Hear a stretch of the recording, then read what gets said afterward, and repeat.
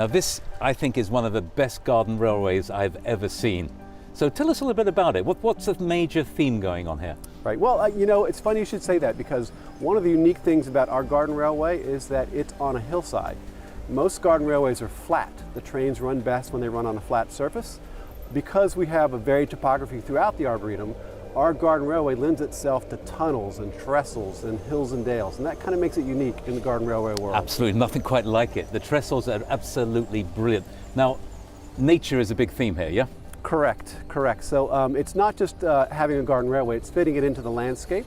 And so our garden railway is put on the site of a former dwarf conifer grove, and so it's perfect for just the right size trees to make it look like a miniature Lilliputian landscape. And all the buildings, all the trellis, they're not plastic, they're made of Everything's made out of natural materials. So if you wander through the garden railway, you'll notice that all the trestles are made out of little sticks. Those are actually willow branches, and we'll get about maybe 5, 7, 8 years worth of life out of our trestles before we have to rebuild them. An engineering question. How do you join them together? It's a secret. Is I it a can't secret? tell. Nails. It's just nails. Just nails, is it? Nothing Nothing fancy. special? Yep. A nail gun or a hammer and... I would like to say it's hand hammered, but it's a nail gun. Yep. All right.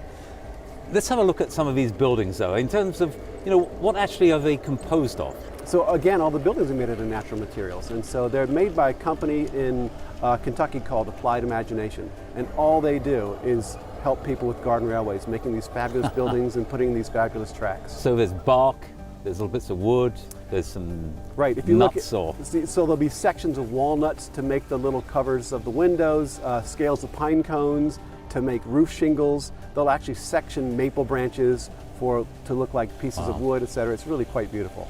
And they're all a kind of natural brown, earth-tony color. Yes, they are. So they're brighter when they first start, and they kind of age in the sun.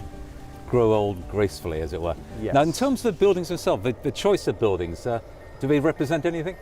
Our buildings here are mostly historic Philadelphia buildings. So if you come to the Garden Railway, you'll see that we have an Independence Hall, we have City Hall, we have the Art Museum, we have several of the historic buildings in Fairmount Park, and we have the Fisher Fine Arts Library on Penn's campus in miniature here in our Arboretum. Now tell us about the practical garden railway in Northeast USA. Sounds like a difficult proposition in the winter. It's difficult only when it snows or has ice or frost, which is pretty much every day. Yes. That's unfortunately the way things have been. Yeah. That's the way it works. Unfortunately, the trains don't want to run on the tracks when it's icy. They don't make a good connection. They're all electric trains. If you don't make a good connection, it doesn't run. Gotcha. So it just means sometimes it's a little slow to get going in the morning. Gotcha. And if there's a snowfall, you can just brush it away? Or? Oh, if it was that easy. We actually have to get out here with little shovels and clear the tracks off. The trains won't run in the snow. And what about leaves? Are leaves a problem? Leaves are not generally a problem, although we have a couple of trees in the Garden Railway that are a little problematic because their leaves are thick and leathery, and when they drop on the track, it immediately derails the train, and that's a catastrophe. Sorry to interrupt. I used to commute in London, and one of the excuses of trains being delayed or not running was leaves on the track. Yes. Which is, I could never quite understand, but yes. yeah, apparently that does cause a short circuit. We had the same thing here. So Vince, we're standing under this replica of what bridge? This is the Tacony-Palmyra Bridge. So we had this made in miniature to fit into our garden railway. So we have a lot of things like that. And we also have the Lackawanna Viaduct here, so in miniature. So we had this created a couple years ago, and it's absolutely, and that's local to our area. Oh, very good. I go yes, exactly. through it several times a year. One of the world's biggest concrete structures when it was built. Very good. Yes, it was.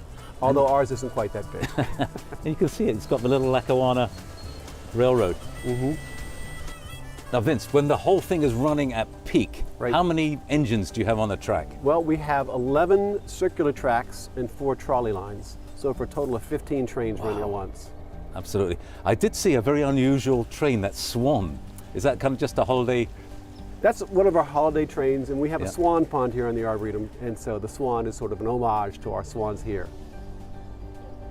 In terms of the engines, the gauge, and I mean there are all kinds of gauges from tiny little trains to big ones. A garden railway will be a what gauge? It's called a G-scale train. Yep. So G for garden, G-scale train. That sounds sensible. Yep. It's pretty simple to use remember. of a letter.